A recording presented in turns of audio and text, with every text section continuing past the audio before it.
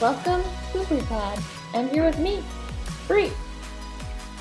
So this is the episode we have all been waiting for. It is the gender reveal, and we are having a boy. Woo! So excited. Been holding this secret for so long. It's been killing me. I really thought at this point that I would have gave it away, but somehow I didn't. At least I don't think so. But yeah, today we had the ultrasound and we saw the confirmation for sure that we have a little boy. We knew this with the NIPT test, that still I have no idea how that went down, how we got that test, but it's all good.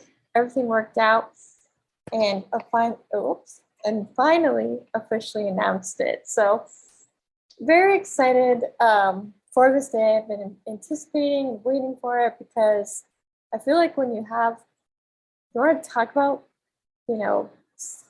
more things with your life, and you almost forget that something that is a secret. You're just like, I can't say it, but I want to say it so bad. So happy it's finally out there, and that we can share this amazing news with you guys. Now, I did tell you in my last episode that I actually wrote 2 letters back in January. Actually, I have it dated here as January 11th. And one was if we had a baby girl, and one was if we had a baby boy. So I wanted to read the letter to you because years ago, before back when I was really trying to get pregnant, I had different kinds of dreams about my son. Now, there was one time I had a couple dreams about my daughter, if I do end up having a girl one day. But I had a lot of dreams about my son, and so I wanted to share the letter that I wrote. Now, the irony about this letter is that I wrote it on January 11th, 2022. I did not know at this time that I was actually pregnant. So the irony of that is crazy. But here is what I wrote to my son, and I'd like to share it because as you know, we watch him grow and learn about him. I'm very curious to see what comes of it, like if it's true or just the different things. And also, I was very much inspired by Ellen Mainville, who is one of our really good friends' moms. Unfortunately, she did pass this past year from COVID, and it was like a mixture of an already pre-existing condition with COVID. And so, unfortunately, she will not be able to hear this, but this is dedicated to her because she actually wrote some letters about her sons, and our friend has shared them with us, and they're just beautiful. And I just loved that glow that he had when he talks about them, and how much, his mom had so much insight for not even really meeting them yet at this point, like with their personality and everything. So I was like very inspired and decided to want to do one myself, especially with the dreams that I had had. So here we go. So this is a letter to my son, my unborn son. Now, at this point, I did not know the name yet. So to my handsome baby Herto, thank you for choosing me to be your mama. There have been many times where I was unsure if I could bear children. Years ago, I had visions of you and your sister, and my vision of you was when I was walking towards your daddy. We were eating at Panera, and they called my number. Well, the buzzer went off. As I was returning to the table, I saw a 2 to 3-year-old boy with dirty blonde hair, and you had your hair gelled just like daddy, and the cutest suit and bow tie on. It felt so real. The next time I dreamt of you, I saw a tall 17-year-old boy laughing because when he had a family hug, he towered me, which is possible because your grandfather is 6'8". Then I had a vision of you as an adult. You had such a beautiful heart. You had the travel bug in you, like Daddy, and the love to help others, like Daddy and I. I remember feeling sad because my baby boy was now a grown man. But you always assured me that you would keep me posted and would visit when you could. Can you believe I saw all of this and you're not even here yet? I do have a piece of advice. There will be a time when we may not be able to see your vision. Do not fret, son, for you are born to explore and to share your good heart. Do not lose sight of this, and be sure to protect your heart too. Daddy and I love you so much. Love, Mom. So I do plan on continuing to write these letters, now more directed toward Liam. His name will be Liam Scott. And the choosing behind the name was actually a few things.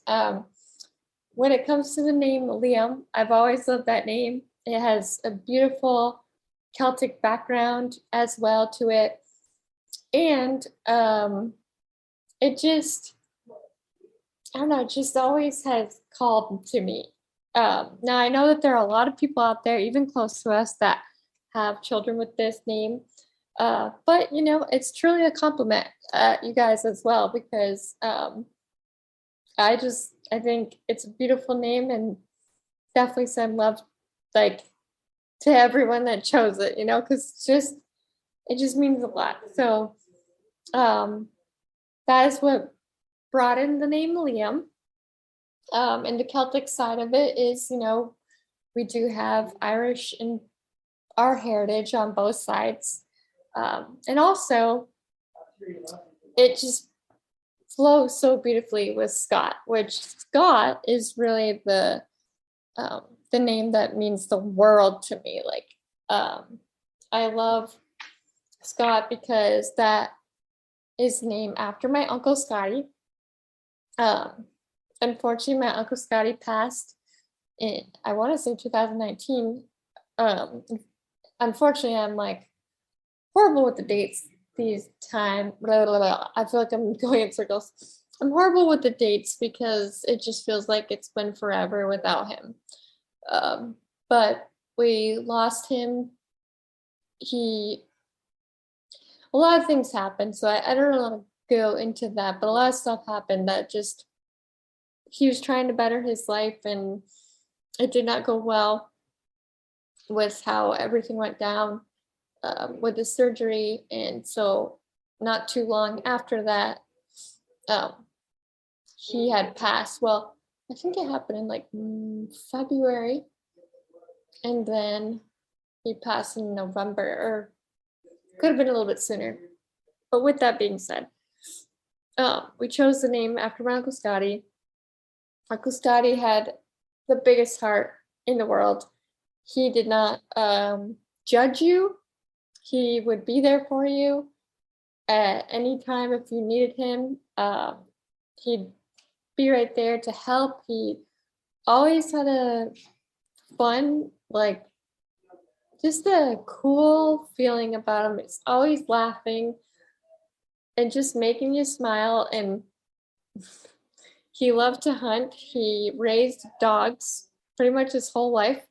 And he had dogs that went hunting with him. Just so many cool things about my uncle. I mean, we could go on a whole episode on Uncle Scotty, but the main thing was that I needed to name my son after him because he just, if there was anybody to just have that honor of his name, I would want it to be Uncle Scotty for my son, because it means the world to me. He meant the world to me. I miss him very much. I hate the fact of what happened with him.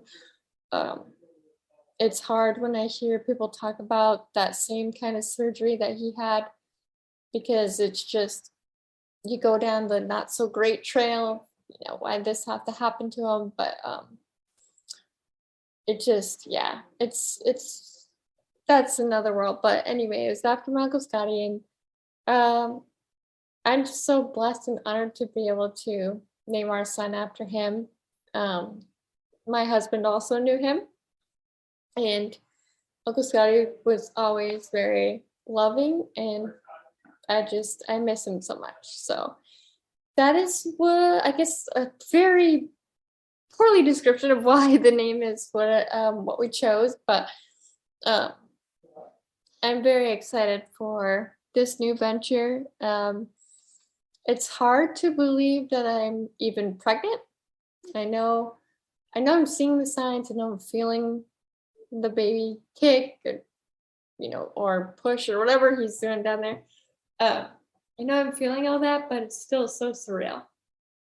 It's just like today, just seeing this little perfect head and nose and lips, and I'm just like, how does this? It just blows my mind. Uh, for like having a baby, I have a living person inside of me. It's just so crazy. Just wrapping my mind around it. I don't know. I just am shocked but excited. I have no idea, um, you know, what he's gonna look like, but gosh, I can't wait to see. Um, and with these dreams that I had, I'm so curious on what I notice that is accurate and maybe things that are different. But I do plan to continue to write letters to him as we go along. And also, he has the podcast for future if he ever wants to listen to me and hear his mom's voice. I plan to keep these episodes somewhere where he can have that for the future if he ever needs it. Now, technically, we do go toward more so women's health and, and stuff like that, but who knows? Maybe I just miss my voice sometimes. So, yeah, there's a lot of exciting things coming up. Uh, they said that the next time I'll probably see um, our son on the ultrasound will be probably when I'm at 34 weeks, as long as I'm not high risk. And so far, I'm not high risk, which I'm very grateful for because I just keep praying, healthy baby, healthy mom. And I've been asking all the questions. I actually did talk to my midwife about looking out for signs for postpartum depression. I talked to her about the decline or decline. I don't know why I can't think of the words. Seriously, they say that there's this thing called pregnancy brain. Let me tell you what. It's killing me. I I feel like I'm always searching for the words. And so when you're following me, which is probably sometimes hard because I go very squirrelish with this, uh, I am trying to use my brain, but sometimes I just feel like it's just fluff. But anyway, I know that sounds bad, but I guess pregnancy brain is a real thing, and I am experiencing it. Anyway, so the word I was looking for is, oh my gosh, I still don't even know. Basically, there is a shortage of formula, and I've been reading a lot about that. I've been reading a lot about postpartum depression, and those are the two things that have actually been what kind of has scared me. So I decided to talk to my midwife about it, and she made me feel a lot better and at ease about both, and just giving me the information that I really need, because it's funny. They're like, well, do you have any questions right now? And honestly, I don't. It's all about the after. It's not about right now. Even when we get to birth, I don't know if I'll have too many questions because I think that I'm just going to try to trust my body, that my body knows what it's doing, especially since, I'm sure somewhere along the line we were given that instinct to just know. And I do believe in mother's intuition and the mother's instinct because um, there was one time I actually experienced my instinct come out with my mother's intuition, I guess, or whatever you want to call it. And it was with a friend. We were out at this event with her child, and I thought I heard a gunshot. Now, I didn't say this to anybody. This is just a story of my own. This did happen, but it showed, I feel like it was like my little sign that maybe I do have mother's intuition there. But anyway, I thought I heard a gunshot, and my immediate reaction was to step in front of my friend's child. And even though if I said this to that person, they'd probably not remember it, which is fine. I feel like that was my indication, like, you know what? I have these instincts that I didn't expect because I am usually a worrier. I usually stress about things and get scared and want to hide, freeze, like fight, freeze, flight. Oh my gosh. I feel like I should start this over, but I'm gonna give this to you as it is because this is the brain, y'all. Anyway, y'all know what I'm saying. It's like fight, flee, freeze mode. Anyway, I usually go into either freezing or wanting to run. But in this case, when that potential thing where I thought it was a gunshot um, happened, I realized that I actually was not afraid and I was not scared. I was instantly like, I'm going to protect. And I know that that's so crazy to just go based off of that, but I feel like it's good. It was a sign that I needed to see with myself because around that time I was wondering like, will I be a good mom? How do I know I'm going to have those instincts or know what to do or not to do? And the more and more that I learn about myself, the more I learn to trust my intuition and to just really listen to myself. The part of me that I guess I don't realize is knowledgeable in something that I wouldn't think so. And with that being said, I feel like that's what's going to happen when it's time for actual go time of giving birth. Is just trust the instincts and know like, okay, you're ready to go. Now, will I have a plan with the pain management and everything? Yes. Will I have a plan if the baby is facing the opposite way?